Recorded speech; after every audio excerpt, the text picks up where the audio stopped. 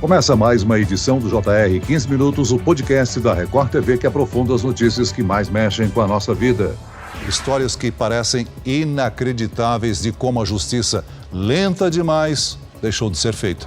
Crimes que prescreveram, que deixaram de ser punidos apenas porque o tempo passou. Um homem acusado de tentar matar a ex-mulher. Ele fugiu da polícia por mais de 30 anos.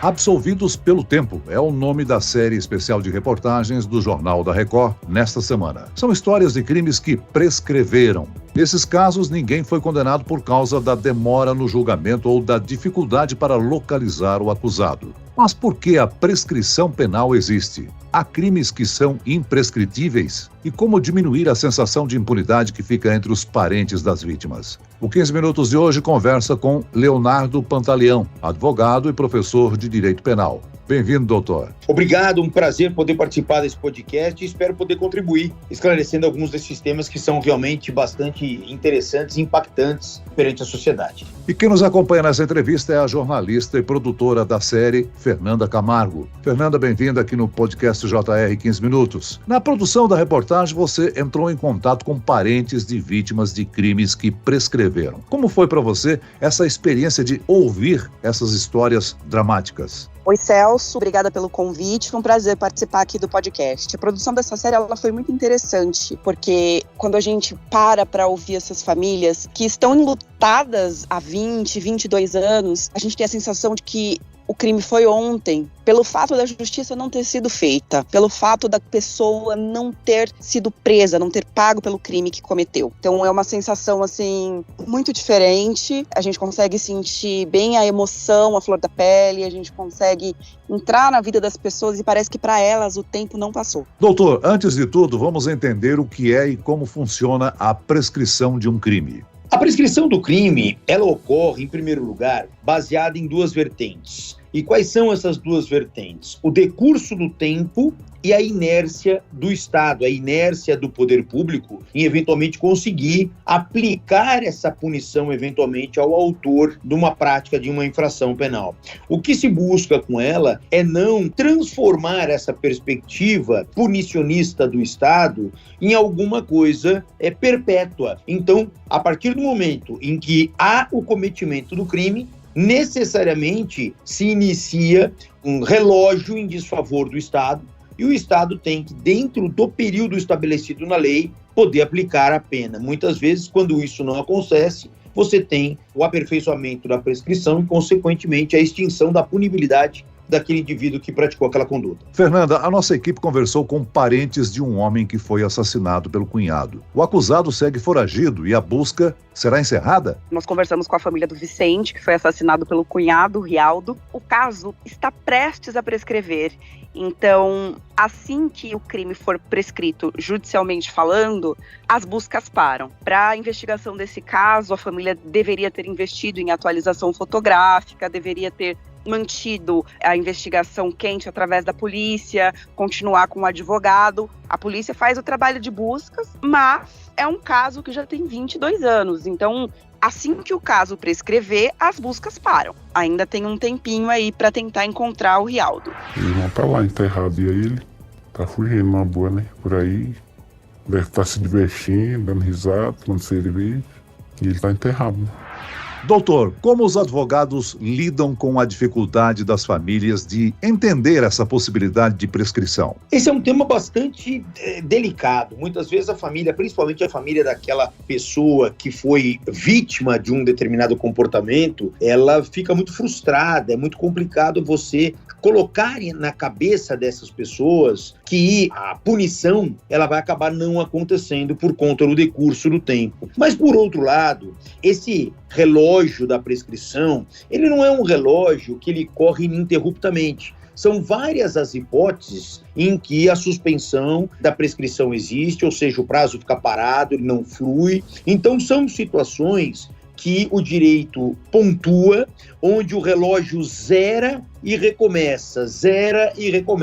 Nessas possibilidades, por exemplo, de pessoas que não são localizadas pela justiça para que possam vir a responder a uma ação penal, existe perspectivas dentro do nosso Código de Processo Penal que suspende o prazo da prescrição, enquanto, por exemplo, essa pessoa não for localizada. Então, é importante que tenha essa noção muito clara de que o Instituto da Prescrição existe para ofertar uma segurança jurídica, porém, ele possui algumas travas. Não é algo absoluto que começa a fluir a partir da data do crime e simplesmente se esgota em determinado momento. Existem crimes que são imprescritíveis, aqueles que podem ser julgados a qualquer tempo, independente da data que foram cometidos? Por que esses crimes são tratados de forma diferente, hein? Essa é uma questão de critério político-criminal do nosso legislador. A Constituição Federal de 88, ela prevê, sim, 2 casos de crimes imprescritíveis, que é o racismo e a ação de grupos armados contra a ordem constitucional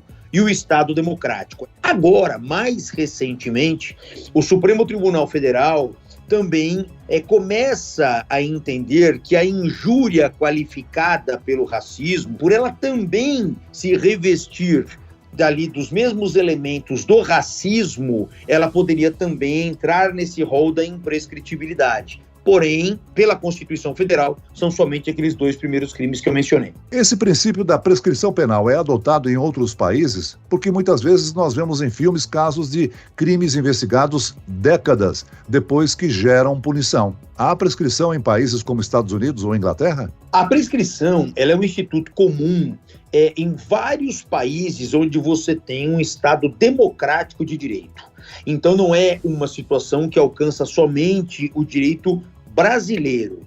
Toda vez que você tem a necessidade de se estabelecer uma tranquilidade social, de se estabelecer uma segurança jurídica nas relações, você encontra o Instituto da Prescrição, previsto nos ordenamentos jurídicos internacionais também. Doutor, como é que é definido o prazo para a prescrição de um crime e a partir de quando se conta esse prazo? Essa é uma questão que o próprio legislador fixa. Nós temos um dispositivo no Código Penal, onde ele tem uma tabela considerando a pena máxima de cada um dos crimes, e aí ele atribui um prazo prescricional equivalente àquela gravidade do delito. Quanto mais grave o crime, maior o prazo de prescrição dessa extinção de punibilidade, né? Então, ele leva em conta a gravidade da conduta, a sua consequência social, para que então ele defina esse prazo. Mas é um prazo que não é matemático, é um prazo estabelecido pelo nosso legislador penal. A idade do acusado também interfere no cálculo do tempo para a prescrição penal? Por quê? Nós temos algumas possibilidades em que o prazo prescricional ele começa a fluir, na sua maioria, a partir do momento em que o fato é cometido, o fato é praticado, aquela conduta é desenvolvida por parte do agente. Existem exceções. Você tem, por exemplo, exceções que envolvem crimes de natureza sexual que alcancem crianças ou adolescentes. Esse prazo prescricional ele fica suspenso até que essa vítima complete 18 anos de idade e a partir daí é que ele começa a fluir. Então são regras especiais que nós temos dentro da nossa legislação brasileira.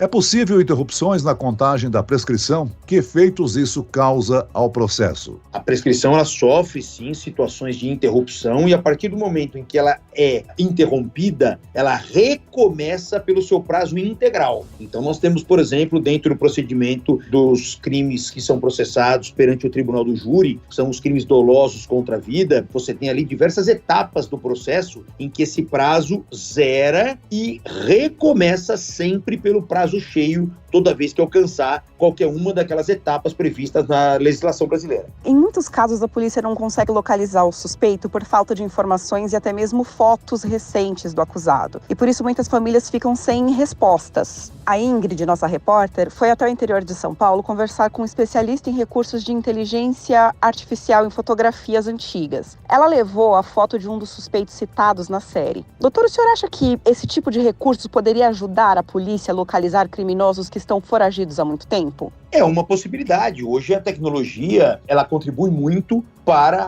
as demandas de natureza processual penal. Mas, por outro lado, é importante frisar que, na medida em que essas pessoas não são localizadas, existe na nossa legislação processual penal um dispositivo específico que prevê a suspensão do processo e também da prescrição, caso o réu eventualmente seja citado por edital, não compareça e nem sequer constitua defensor. Então, essa situação, preocupado inclusive com essas artimanhas que poderiam ser utilizadas, fez com que o nosso legislador criasse, como eu mencionei, alguns freios para a fluência dessa prescrição. Esse artigo 366 do Código de Processo Penal é um exemplo típico que possibilita essa suspensão em caso de não localização do ofensor.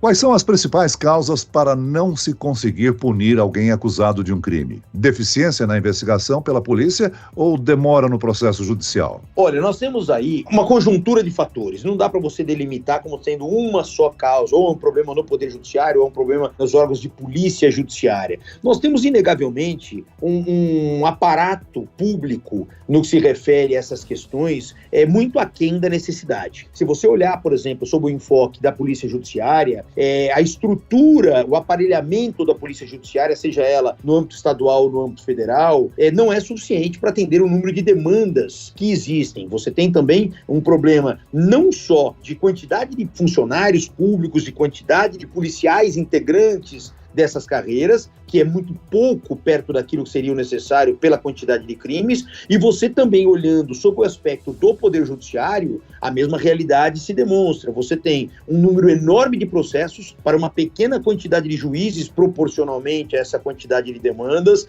Você tem, por exemplo, em instâncias superiores, um Supremo Tribunal Federal com 11 ministros apenas para cuidar de demandas do Brasil inteirinho. Então você tem esses fatores todos que juntos, sem dúvida alguma, contribuem para uma maior morosidade da resposta estatal. Em relação ao processo judicial, a quantidade de recursos possíveis por parte da defesa durante um processo não pode ser uma das causas do prolongamento destes processos até se chegar à prescrição, doutor? Olha, a observância do direito de defesa, ela tem que ser ao máximo resguardada. Não se pode atribuir ao número de recursos, eventualmente, até porque muitos deles não têm um efeito suspensivo, mas os recursos que são manejados pela defesa, muitas vezes, eles são aquelas manobras, no bom sentido da terminologia, processuais, que estão previstas na legislação.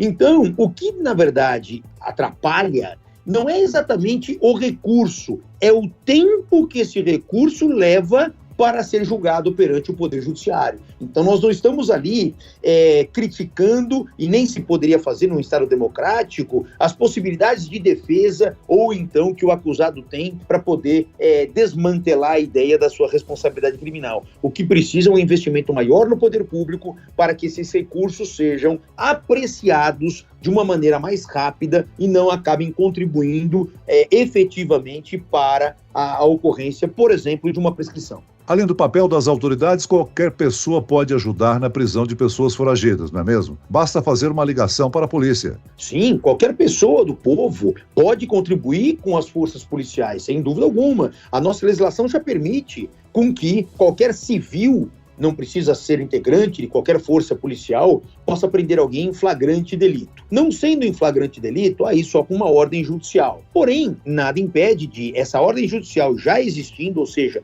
a pessoa sendo considerada foragida, o indivíduo que localiza uma pessoa dessa, que sabe o paradeiro de uma pessoa dessa, claro que pode, sem problema algum, e aliás deve, porque é uma contribuição dele com a própria sociedade, procurar um órgão policial e comunicar que aquela determinada pessoa se encontra naquele local. A partir daí, as forças policiais atuam e, eventualmente, se for o caso, acabam cumprindo o mandado de prisão. Muito bem, nós chegamos ao fim desta edição do 15 Minutos. Eu agradeço a participação do advogado e professor de Direito Penal, Leonardo Pantaleão. Obrigado, doutor. E eu que agradeço e até uma próxima oportunidade. E agradeço a presença da produtora da Record TV, Fernanda Camargo. Obrigado, Fernanda. Celso, eu que agradeço a oportunidade de participar do podcast. Falar da produção dessa série é algo muito bacana, porque é uma série diferente que mostra aí os bastidores da justiça no dia a dia. O crime ele não encerra ali quando a pessoa morre e é sepultada. As coisas começam a acontecer depois disso, né? Então, para a gente entender que a família fica naquela espera, aquela sensação de justiça, de busca por justiça, e entender como que funciona o lado da lei também, para mim, como produtora, foi uma experiência enriquecedora. Então, espero que todos gostem e acompanhem a nossa série. Esse podcast contou com a produção de David Bezerra e dos estagiários Lucas Brito e Kátia Brazão. A sonoplastia de Marcos Vinícius. Coordenação de conteúdo, Camila Moraes, Edivaldo Nunes e Deni Almeida. Direção editorial, Tiago Contreira. Vice-presidente de jornalismo, Antônio Guerreiro. E eu, Celso Freitas, te aguardo no próximo episódio. Até lá.